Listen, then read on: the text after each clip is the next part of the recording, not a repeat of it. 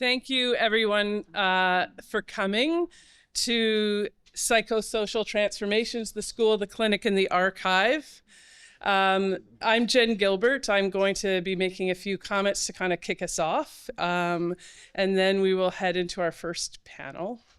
I want to start today by recognizing the land that we meet on today. We recognize that many Indigenous nations have long-standing relationships with the territories upon which York University campuses are located and that precede the establishment of York University. We acknowledge our presence on the traditional territory of many of these nations. The area known as Takaranto has been caretaken by the Anishinaabeg Nation, the Haudenosaunee Confederacy, the Huron-Wendat, and is now home to many First Nation, Inuit, and Métis communities. We acknowledge the current treaty holders, the Mississaugas of the Credit First Nation. This territory, as many of you know, was the subject of the Dish with One Spoon Wampum Belt Covenant, an agreement between the Haudenosaunee Confederacy and the Ojibwe and allied nations to peaceably share and care for the resources around the Great Lakes. The Dish with One Spoon agreement recognizes that we all live off the same resources, hence protocols are put in place to ensure mutual respect and accountability to each other and to the land. Today, the meeting place of Takaranto is still home to Indigenous peoples from across Turtle Island, and our intersecting communities are comprised of those native to this land, Indigenous people from other territories, as well as settlers who have come here by choice, force, or otherwise a result of colonialism and imperialism. We are all treaty people, and thus we are all responsible for honoring and upholding these agreements. And my hope for today is that we gather in the same spirit of these agreements, in mutual care and respect. And I'm grateful for the opportunity to work on this territory, to share this space with all of you, and to gather here today. So thank you for being here. I'm feeling quite nervous.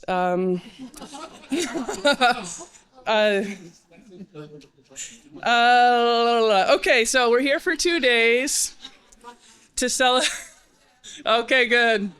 Thank you. I appreciate we'll have a collective nervousness in the room. I won't feel so alone up here.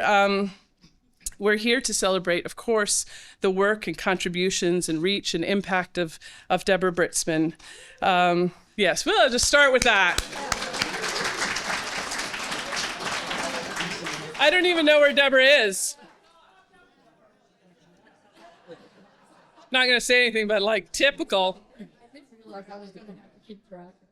Should I wait for her to come in, or no, just keep going? Oh, there.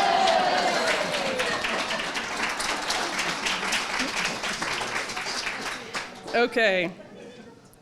As most of you know, I'm Jen Gilbert. I'm now a professor in curriculum teaching and learning at OISE, but for many years was a professor of education here at York. And formerly to that, as many of you as well in the room will know and share with me, the experience of being a PhD student working under the supervision of Professor Britzman. I've worked in collaboration with other students of Britzman's, Lisa Farley and Aziz Ghazal, who's also here. And we worked over the past year to create an event that would trace some of the ways that Professor Britzman's teaching and research and psychoanalysis and pedagogy have shaped theory and practice across educational, clinical, and cultural contexts. I was talking to I was just picking on you, Karen. We were talking out when Karen arrived, and we were like, oh, it feels sort of like a high school reunion crossed with a family reunion. Right? Okay. In all the best ways. So I haven't seen some people I haven't seen for 30 years, other people I see all the time. It's amazing to just have brought together so many people who've been shaped by Britzman's work, either directly or through their work and publications. So the sessions that we'll be hearing from today and tomorrow are really a range of genres. Some are traditional academic papers, others are sort of tongue-in-cheek tributes to Professor Britzman. I hope you'll enjoy them. And before I say too much more, I want to call on Professor Lyndon Martin to provide a few welcome remarks in his capacity as former Dean of Education while Professor Britzman was active in the faculty.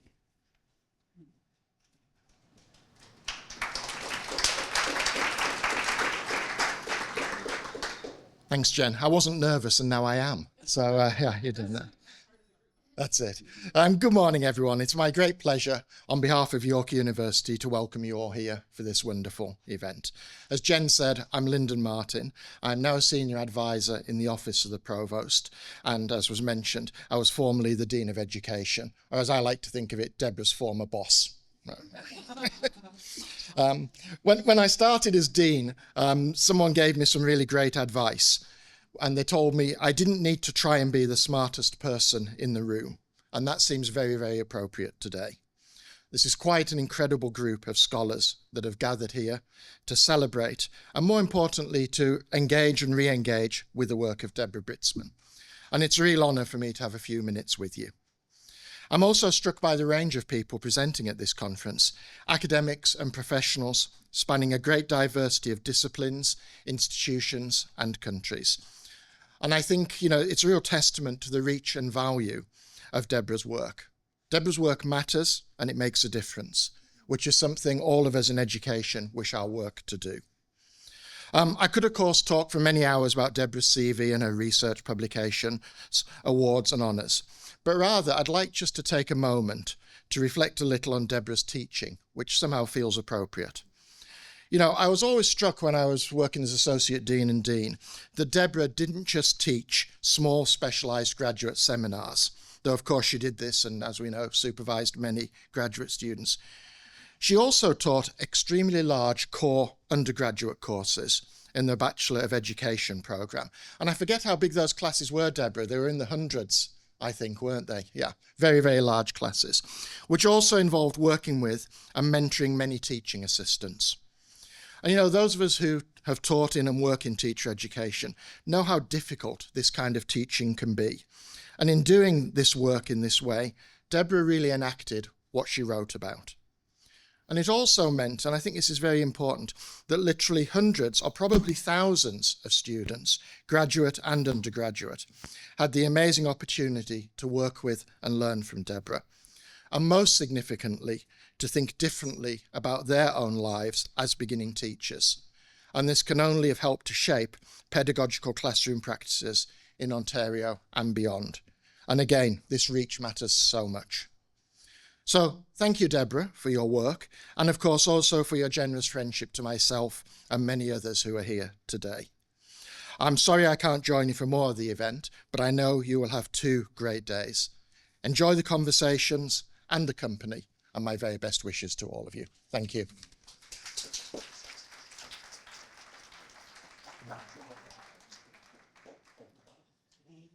Okay, just a few thanks and housekeeping notes before we get started. First of all, I want to say huge thanks to all of you who traveled from out of town to arrive here today. It's amazing that you've put your time and resources into being here. It means a lot to us, the organizers, and I'm sure to Deborah as well. In terms of the kind of nuts and bolts, as you can imagine, this has been kind of an ongoing project for the last 9 months or so. We got started with a SSHRC grant, a connection grant, and so we thank SSHRC for their donation.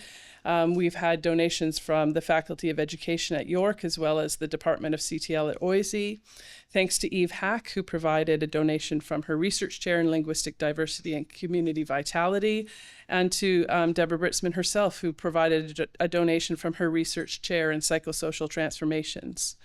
Adam Riley for the website design, Mobo Tanaka for their graphic design of posters, postcards, and conference branding, to Joyce Salvasian for her support here at Schulich, Grant McNair back there for recording, Patricia Gagliardi Ursuya, and Kate Singh for advice on event planning, Alice Pitt for keeping things moving forward, to our student volunteers and chairs, you'll meet them all today, To James, a special thanks to James Thomas, who's been our RA on the project and brings his incredible organizational prowess to Gantt charts and moving us forward. And then finally, I really would like to extend a huge thanks to Lisa Farley and Aziz Ghazal for being such wonderful collaborators on this. Lisa has done the lion's share of the work as faculty here at York, and it's been an amazing experience. Collaboration is hard, as Britzman's work might tell us, and I think this has actually worked out really well, and I'm really grateful to have been part of it. There are a few housekeeping things. Just so you know, the event is being recorded and will be posted on the website for those who aren't able to attend, and clips may be shared on social media. However, and we've already heard from some people, if you don't want your session recorded, just let us know and we'll make sure that it's not included in any material we share. Some of you may already be following us on Instagram. And I think Lisa says that we brought Britzman onto the platform. So please help us in continuing it to build an archive there and tag your photographs using our hashtag psychosocial transformations. And you can now tag Britzman as well. And following the keynote today, we will have a reception out in the foyer. I hope you'll stay. We have drink tickets, thanks to people's generous registration fees. So drink your registration fee with us. And you can join us in welcoming all the out-of-towners and getting ready for tomorrow, which is another great day of paper. So without further ado, I'm going to pass it over to Durgana, who's going to be our first chair.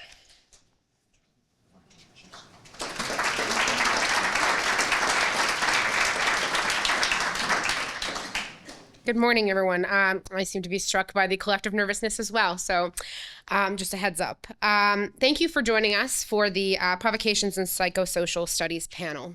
We have three amazing speakers today, or this morning. Hannah Dyer, Casey Messia will discuss the call and the response of our relation, childhood, sonic empires, and queer resonance.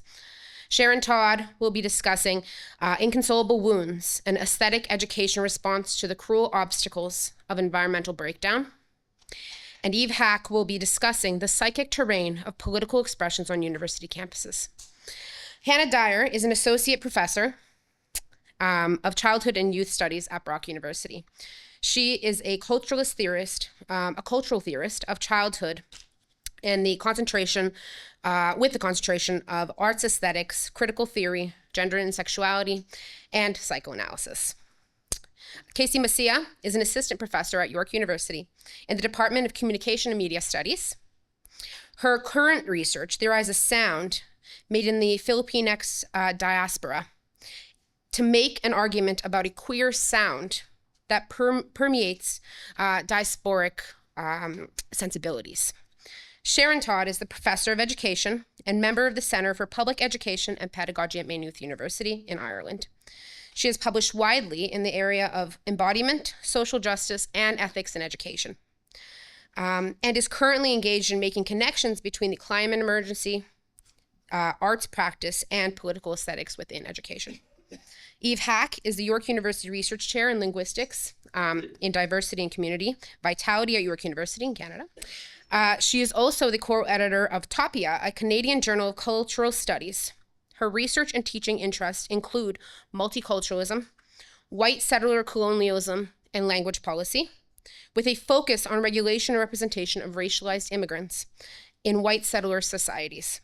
Her current research project is centered on academic freedom, free expression, and the harms of language. As a reminder, we will be holding and saving all discussion and questions until the end of the presentations, and we'll open the questions then. At this time, I would like to first turn to our first speakers, Hannah and Casey, and invite them up, followed by Sharon, and then followed by Eve. Thank you.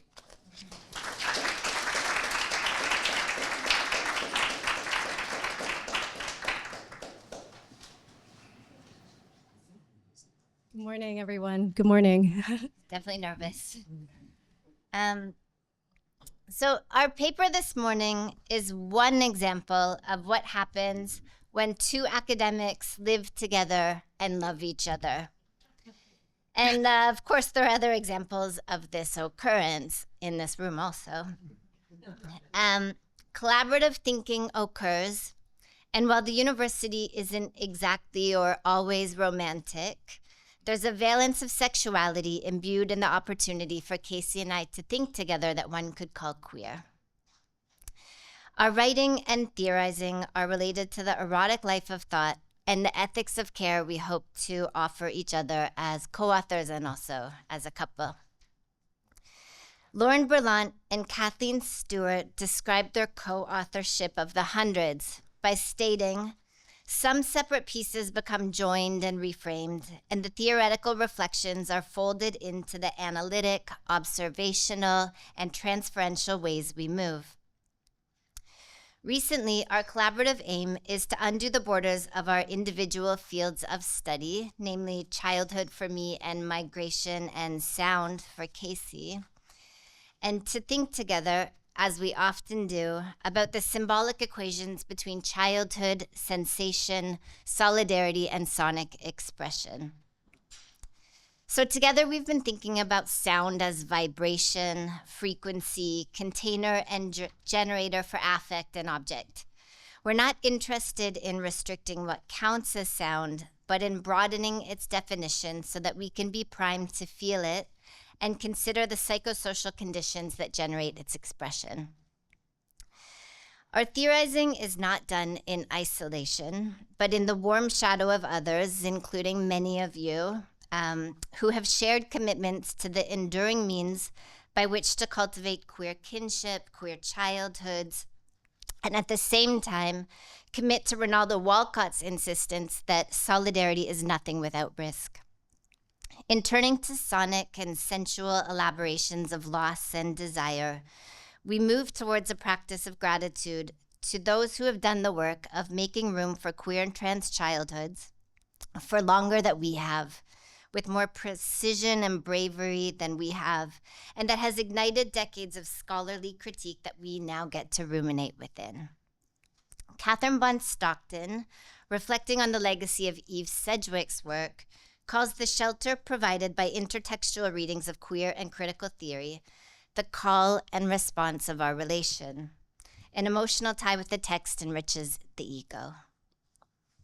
Adam Phillips, the psychoanalyst and writer, tells us that the person you fall in love with emerges from fantasy and is psychically constituted and then materialized through a body that, if you're lucky enough, does a good enough job at connecting your fantasies with reality. In this way, one recognizes their love object with such certainty because they've already wished for and fantasized about them. We have found what we've each wished for in each other, and our commitments are to recognize the clash of wish and reality. For Freud, who inspires Phillips' theorizing, this wish's construction begins in childhood, and it is only possible to understand our desires fully if we return to our earliest memories and consider the flickering hints of internal life that show up in intimate practices of loving another. If we follow this line of thinking, like most things wrought in the key of psychoanalysis, the acquisition of our attachments and the ways that we find love in domesticated forms begins with the discontents of childhood. Childhood casts a long shadow over our adulthoods, and while the past can be tempted into submission, it is also an eruptive force that can undo what we know about ourselves and reorient the logics of development and increase potential for attunement. For us, a practice of love is also an indication that works to conceptualize queerness as abundance versus boundary. So Casey and I also collaborate as parents. And together we ride the waves of a child's affective intensities, instinctual loving, and the vibrations of his becoming. Together as parents, we get to witness the undeniable beauty of a child making meaning from a world that provides both sustenance and frustration.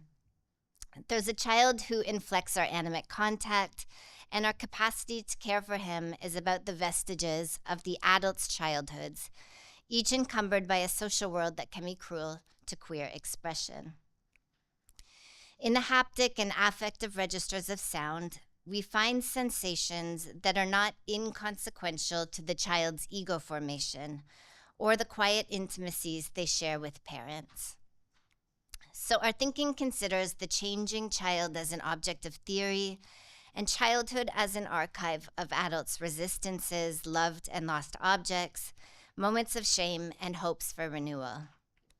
Beyond and before the margins of language, the child presents what Tina Kampt refers to as felt sound, a sonic frequency that is multisensorial and affectively forceful.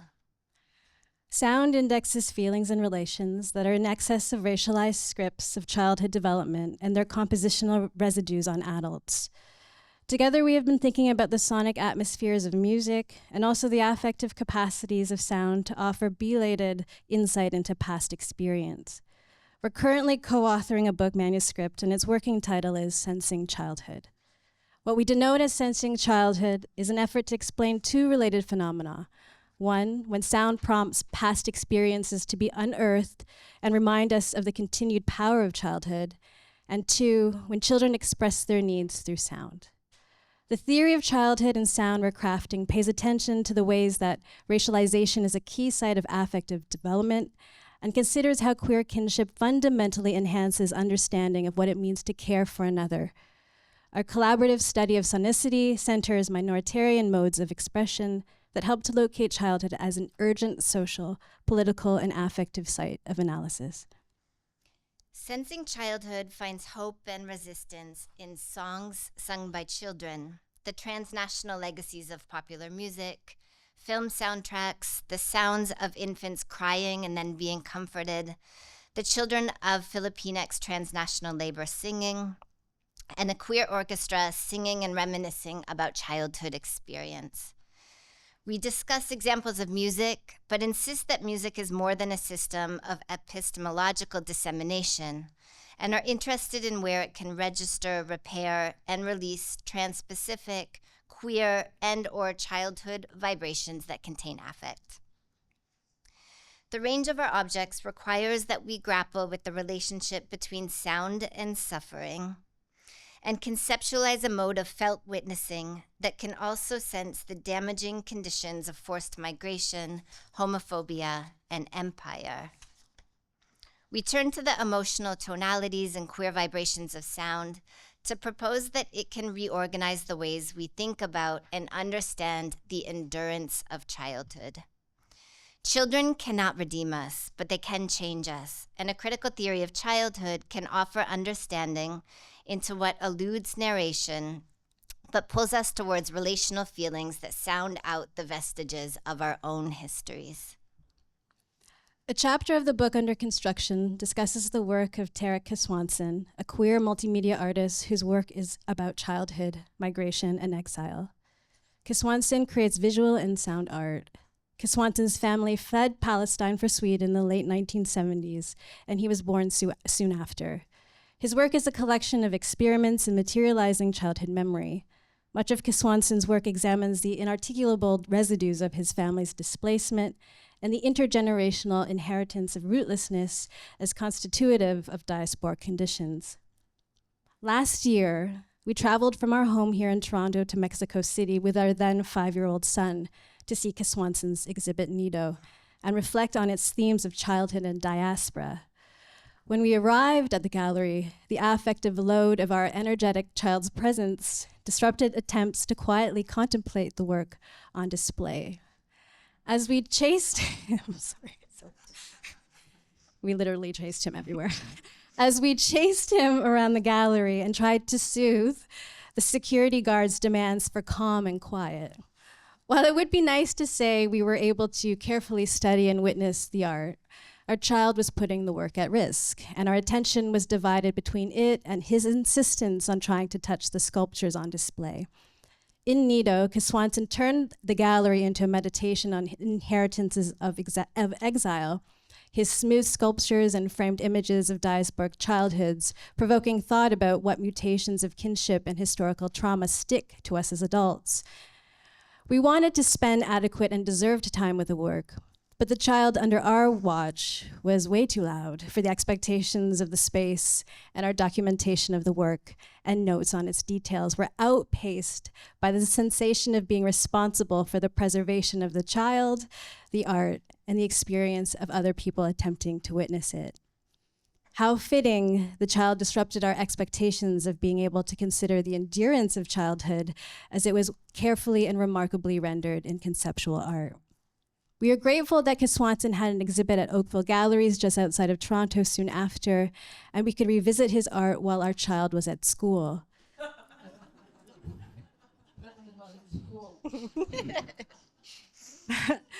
We did, though, also miss his spirited and loud presence as we do today.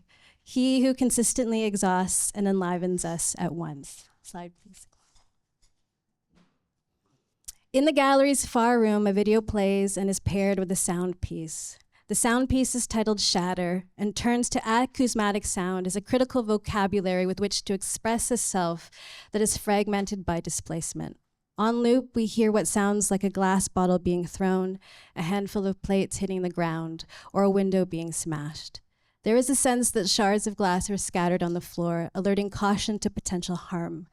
Kiswanson's father's exile from Jerusalem eventually brought him to Sweden because he was interested in glass and glass blowing.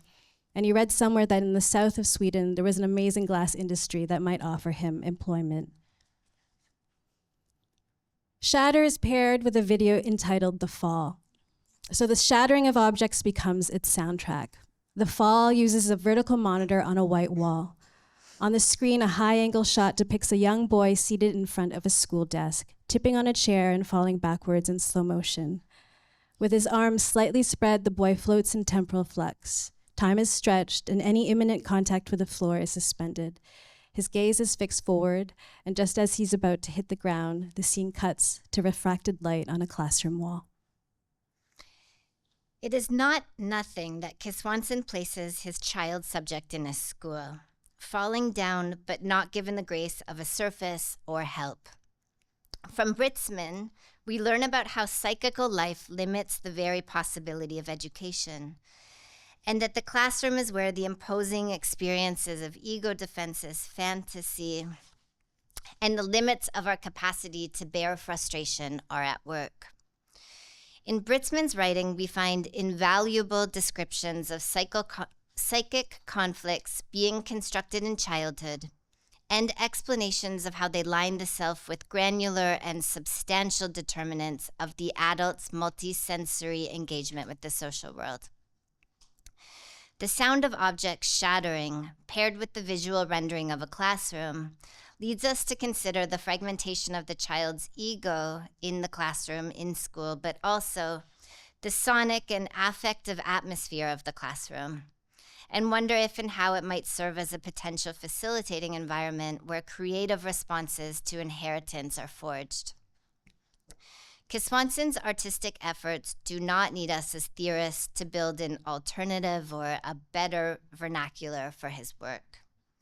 But we find value in transformation in the art, and we pull it into our theorizing of childhood to honor its luminosity. To sense childhood in Kiswanson's work is to learn about the early experiences that shape his practice, but also to become open to what Nina Eidshine calls the transmission of energy through and across material, which characterizes what she names the vibrational force of aesthetic encounter.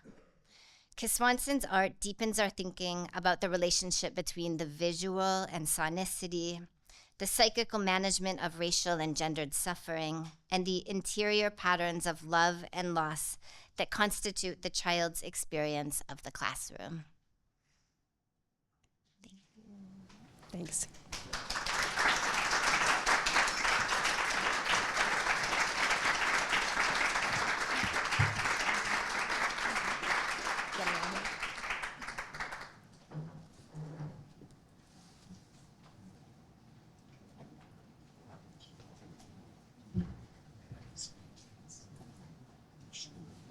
I'm just going to play 1 minute of a film.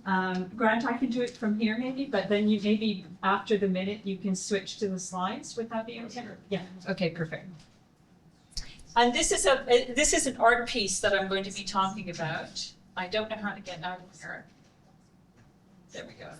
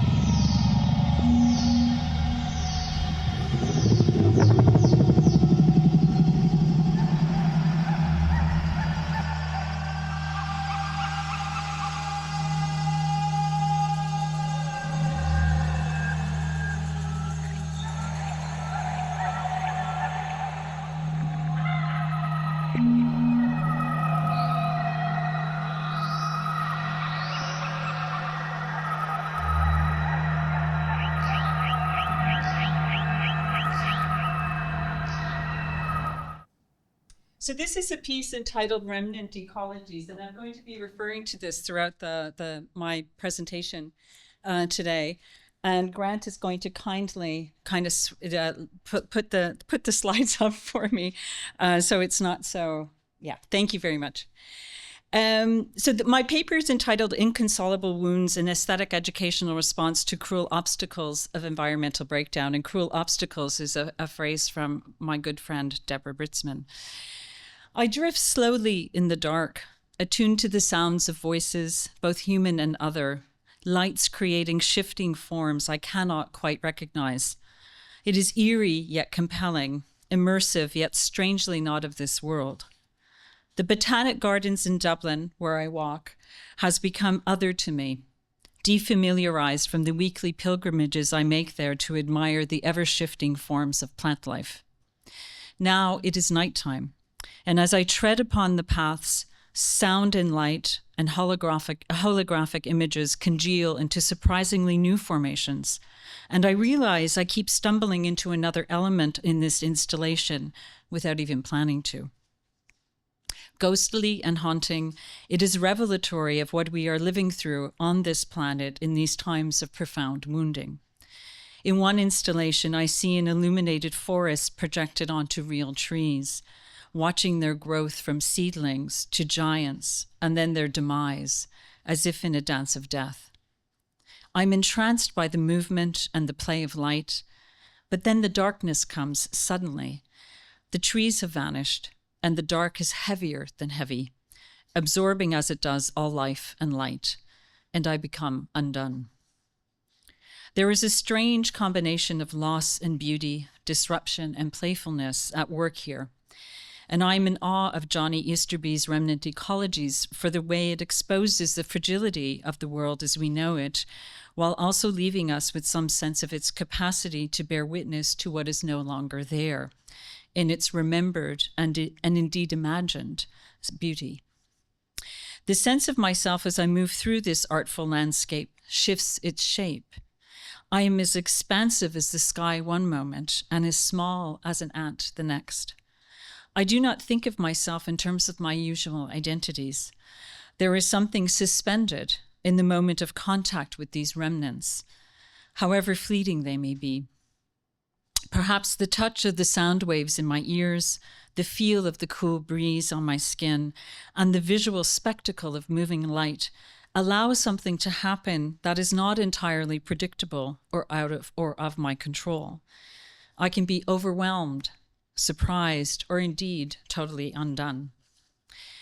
This sense of becoming other in light of these remnants speaks to me of wounds that I live with, in and through every day, with more or less attention paid to their existence.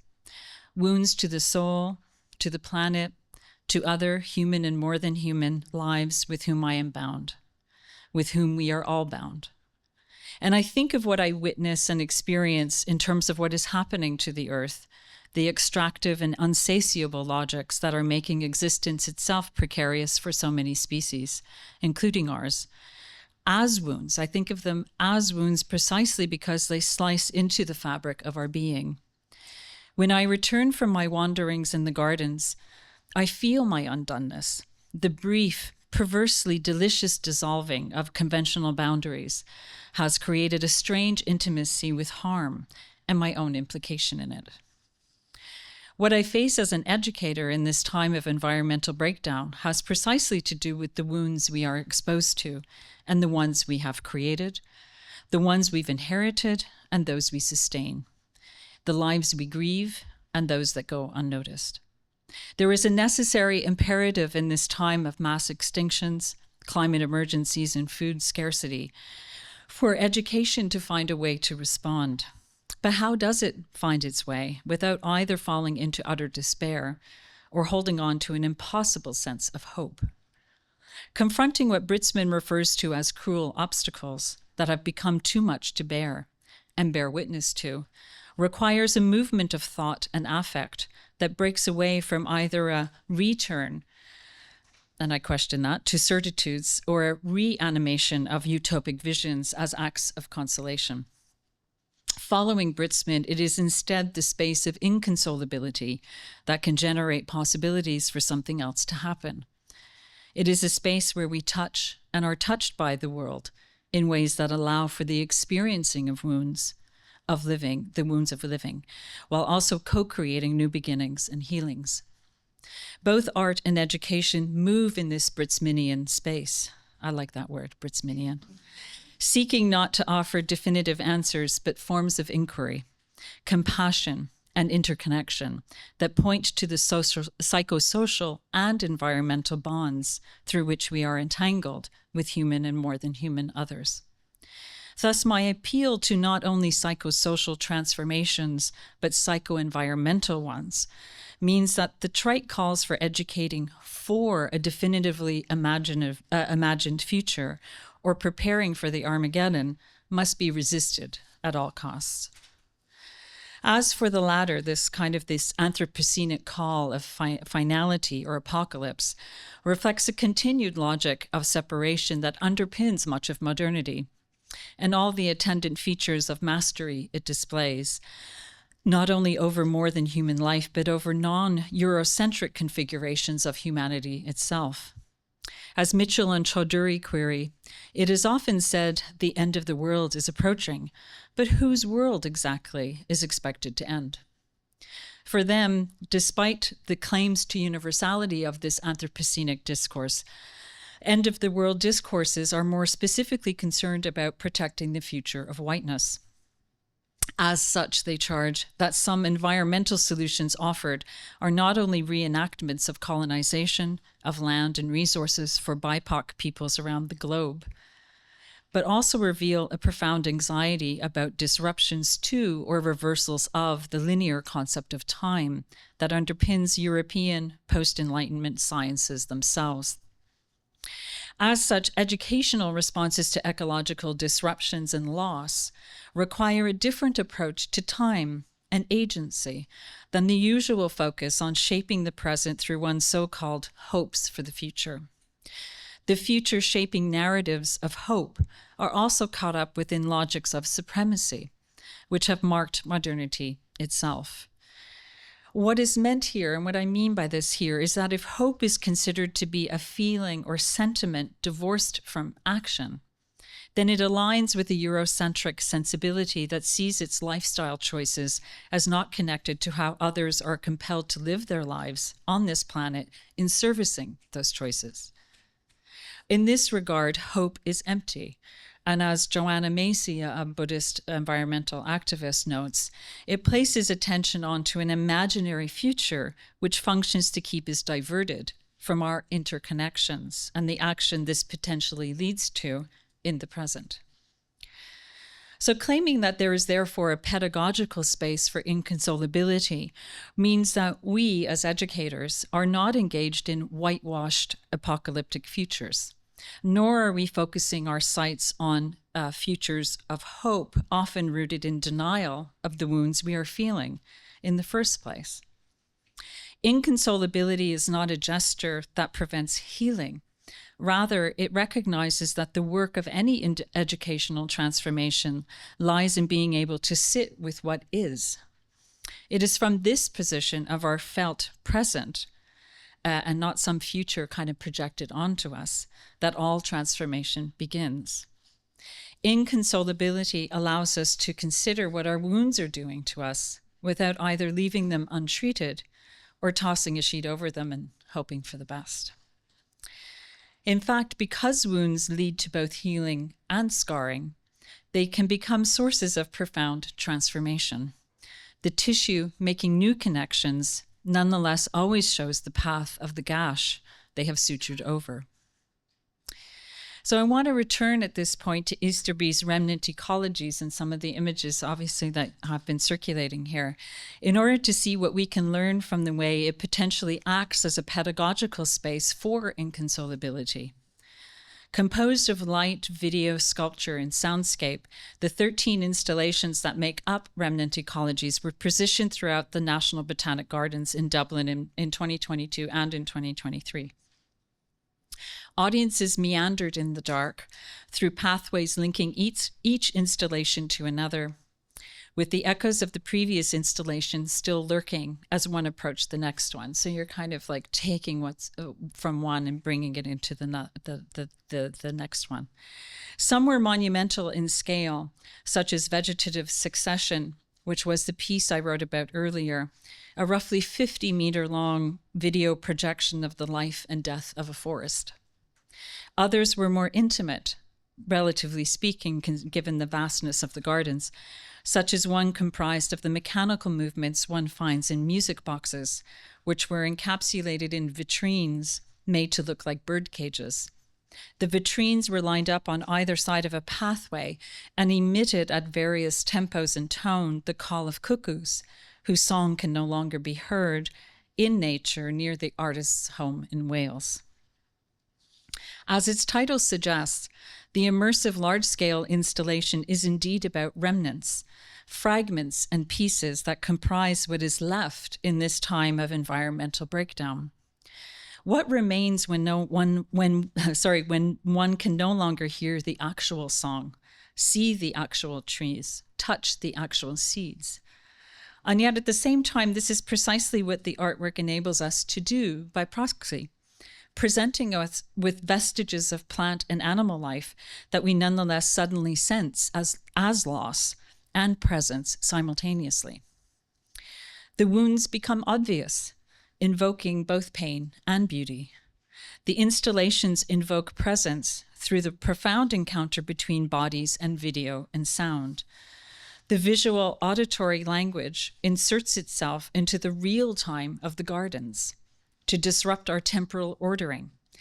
How am I hearing something that is gone?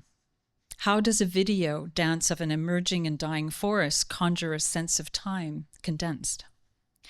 What these remnants do is not simply represent something that is no longer, rather they presence loss and wound in the very moment of encounter.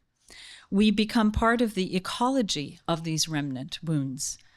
Neither, therefore, a lesson about the future, nor a simple lamentation of the past, the artwork reminds us that the felt sense of loss is now, and the repercussions of what is dying and disappearing are vibrating outwards from those points of contact.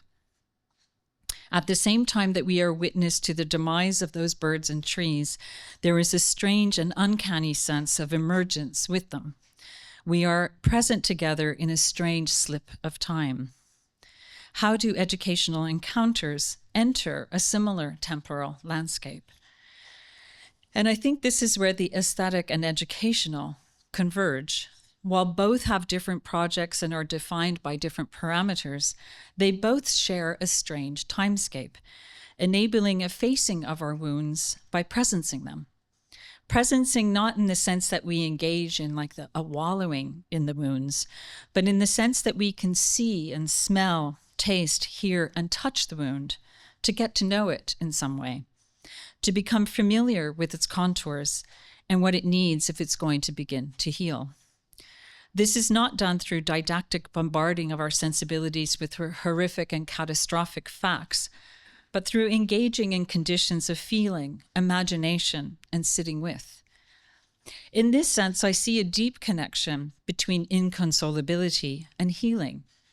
Healing is never about denial, is never about pretending the wounds to the planet do not exist. Healing requires an attunement to what is in order to respond meaningfully.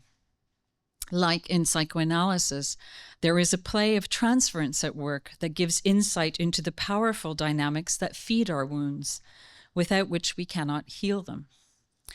Inconsolability as an aesthetic educational encounter opens up the present where the future unfolds along with the past in a florid gesture of possibility. I cannot hide, nor do I want to.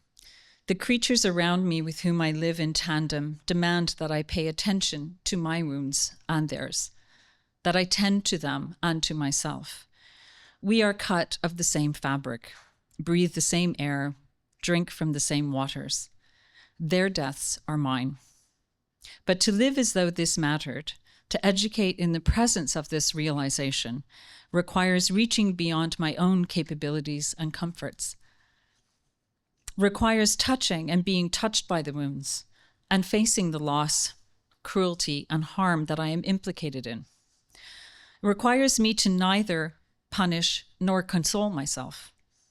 Requires new forms of sensibility that move beyond placation and denial and into that Britzminian space where art, education, and transformation converge, a space of undoneness and vulnerability, and of dwelling with what is so that we can hear the call of the wounds and what they need to begin to heal. Thank you.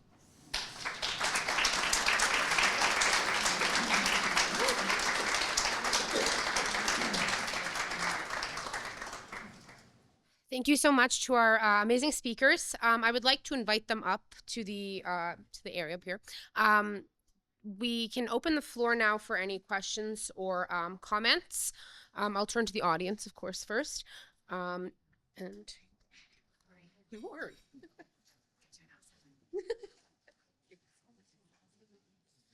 so if anyone has a question or comment, please with a show of hands or.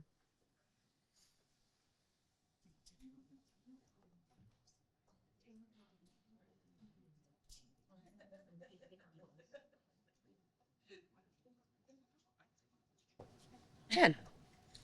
Just get us started, you know? Yeah. I was very struck across all three papers, but coming out of yours, Sharon, but maybe anyone could answer this. It certainly speaks to Eve's paper too, like this idea of inconsolability as a site of learning and what it means to kind of dwell. I mean, I think many of us might feel this isn't, this, we might feel inconsolable right now, not something we've really talked about, but I wonder for any or each of you, how do you think about what it means to dwell in that space of inconsolability that has no end?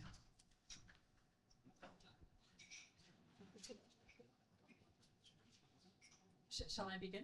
Is this on? Yeah, okay. I think it is, we don't have a choice.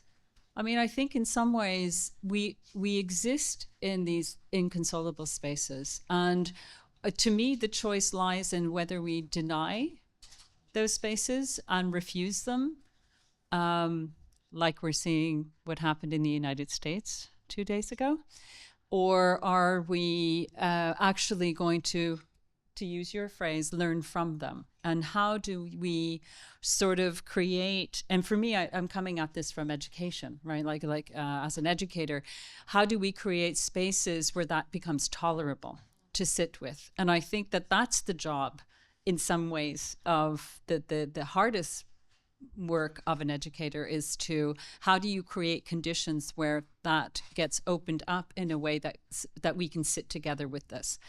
And what we can learn from it. And I think that those are Yeah, to me, it's I don't have a choice. I feel like I don't have a choice. I think that is where we are. I think that is how we, the place of existence, if you will. It's a very kind of, I suppose, an existential framing of this. Mm. Yes. You see Anne back at all the way at the back. Thank you. Papers were just marvelous, so divergent and so beautifully written. I think maybe my question is probably directed to the chair, and it's this. I'm just wondering, as a teacher, as all of us are in this room in one way or another, about what happens when you feel this grief or loss or experience this inconsolability, but of course to do so in a social setting, in the midst of others that include others that are legibly not feeling inconsolable. In other words, when you're a teacher facing students or watching students facing each other, in which some are feeling terrific loss, but they experience that loss in the presence of others who have lost that loss. In other words, they are living a life of loss in a certain way, in a very particular way, and that is a life in which they have lost loss. To me, this is an extraordinary condition to live in, but I feel like I see it all over the place. And that it seems to be important for us as teachers to figure out ways with which to tarry with the variability of the world around us, including our classrooms, in which for some people what's happening, it doesn't strike them as inconsolable. In fact, quite the contrary, it seems to excite feelings of and expressions of triumphalism, pleasure, joy. I was in a large meeting of my faculty association a couple of months ago, so there were several hundred of us that were considering these very mild, they weren't, I don't know how to describe them. They were just asking the university to reconsider its investment in Israeli associated companies, because Hamilton, I teach at McMaster, and there's a factory on the outskirts of the city that produces some of the parts for the drones that the Israeli Defense Force is using right now in Gaza. And so we were debating about whether we should sort of, in a sense, even look into the question of divesting from these things. And what this prompted amongst dozens and dozens of professors, including Canada research chairs, physicians, and others that were gathered, was these bloodthirsty declarations by colleagues who were saying, I don't feel any loss. I don't feel inconsolable. I feel no grief. In fact, I feel pleasure, and I'm hoping for more pleasure. And so I'm wondering whether or not the discussion of inconsolability and of tarrying with loss, which I totally get and is so helpful for me as a teacher right now, but I wonder if it's important also for us to think together about what it means to do this in the presence of these kinds of creatures. Mm-hmm. Thank you.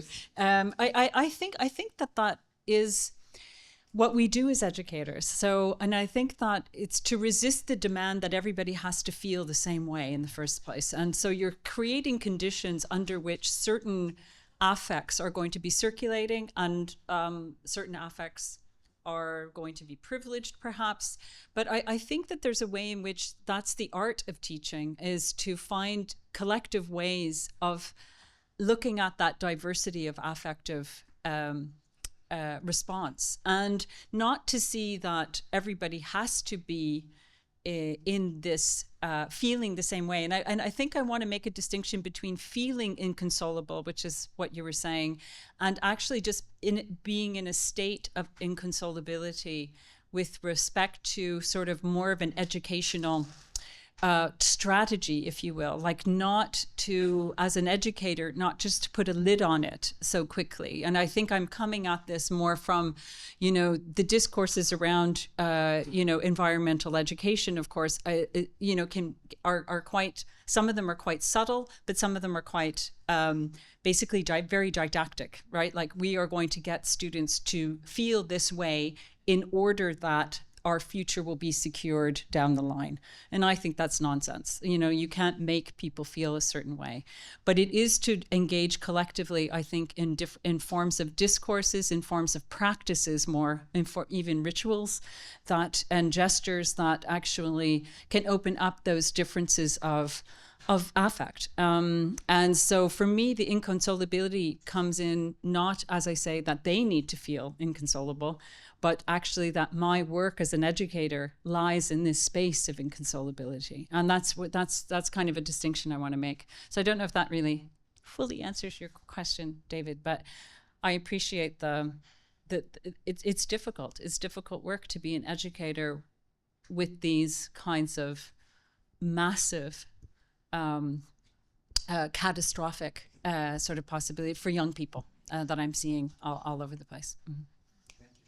Can I just add one thing to that? And it's just a short thought, but as an educator myself, and often in the classroom wondering what my students think of how I'm teaching and what they're learning from me, I think that being attentive to how this inconsolability manifests, it might be conscious to them. Reading expressions of pleasure and joy as just that and not something deeper is also, I think, a bit dangerous. So we can't predict what happens in the classroom, despite how our students consciously react to how we are teaching. We can only do our best. Thank you so much. That was super interesting. I guess I have a question about practices of listening. And I think maybe the question applies most directly to Casey and Hannah's paper, but for all of you, I mean, Eve, you're a linguist, and each of you, I think, have your own ways of thinking about listening. And I wondered, I suppose, about whether that shifts how we're having this conversation about wounding and inconsolability, if we think a little bit about our practices of listening, because it shifts us in our relationality. I was thinking your talk made me think of Fred Moten's amazing ability to hear Emmett Till's cry, and the productivity of that form of attention that transformed how I think about, and Tina Camp for that matter, how we think about visual studies too. But maybe for each of you, if you could just sort of ponder a bit on your methodology or your practice of listening, and perhaps in particular how listening to children changes us. I mean, I think this is a question for Casey, but I'll say another shift is to move the conversation to childhood, because the wound is in construction, because the subject is in formation. So it's like the kind of prehistory that we're interested in, and then the role of mostly music, but also sound, to console or express something that can't be consoled for children. But Casey's worked a lot on listening, so I'll let her talk. Yeah, thank you for your question. Where to start? So I drawing from Fred Moten and many other scholars who've described sound as a perceptible and imperceptible decibel, that moves through our bodies, through our ears, but also through our skin. And Christine Balante's invocation that listening is a full-bodied act. When we turn to our body as a vessel for hearing and perceiving, I think it changes the messages that we receive and the meanings that we make from the sounds that are around us. For example, when Hannah and I are thinking through childhood, we obviously have a child in our midst who sounds in many incredible ways. But if we think about the sounds he makes, not just with our ears, but with the feet, the stomping, the ground that is shaking, then our relationality to him changes. And so we're hoping to do that with the children that we're thinking with and about in the project that we're undertaking. Yes. So one of the things we've been thinking about is attunement, right? Which psychoanalytically means something, but also in the realm of sound studies means something related, but also different. And so we're looking for those overlaps and then objects that fit within them. So if people have ideas for objects we can think along with, that'd be great too. I mean, I come to the project also as a musician who spent over a decade playing and touring music across Canada. And so I come having felt sound in a particular way, and trying to theorize that has been the everlasting challenge of my research, but is what makes it and keeps it exciting and actually keeps me wanting to practice and play music. I have a question. Is this on? Okay. Thank you very much for your presentations. One of the striking things that stood out to me, a commonality, is that all three papers anchored their arguments in haptic vignettes. So touch, like sound as vibration, moving through the exhibit, and then the tearing of the hijab. And I'm just wondering for you, this is, all of you kind of maybe coincidentally began with haptic experiences, but this is also a panel on provocations. So can you speak a little bit about how touch, or the haptic experience to you, is linked to the very difficult labor of bringing experience into language? Thank you. Yeah, that's a great question. I think also, I'm not so sure that the way I'm seeing educational encounters as sensory encounters, and in the much more expansive way that Casey just mentioned, so that forms of sight and forms of hearing are forms of touch. That our environment is impacting on us. We are in constant interaction with it, and for me, there's a politics to that, obviously, and I think that there's also a sense in which one moves beyond the sort of common identity structures that one finds oneself in. And I go to a lot to Jacques Ranciere's work around the purpose of art is to create this perceptual shock, and I think that, to me, that's also something that education shares. So for me, I'm not so sure that I want to bring the senses into language. I think that there's something about the senses that are operating on a different register that, of course, we can discuss, talk, categorize, conceptualize, whatever, but I do think that there's something there that education often has lost, right? Like particularly I'm thinking of schooling, that has lost that connection. And so that's what I'm kind of more concerned about. But thank you for that question.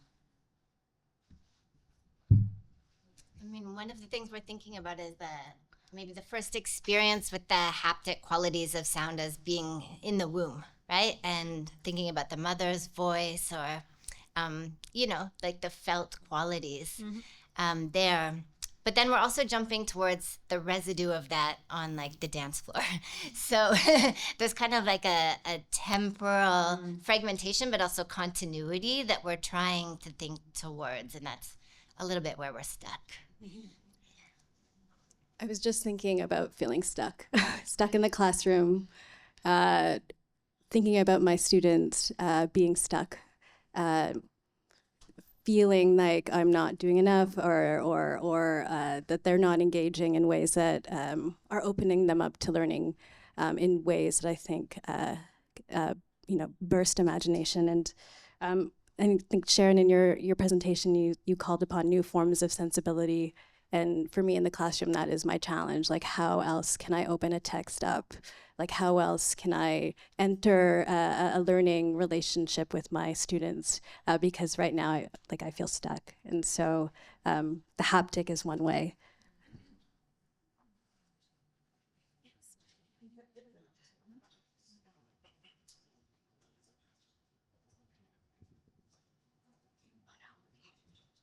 Hi, it's good to see you, Sharon. It's been a long time. Yeah, exactly. This is mostly a question for you, but I think anyone can probably answer it. It's not a fully formed question. I'm just feeling a little bit inconsoled by the idea of being inconsolable.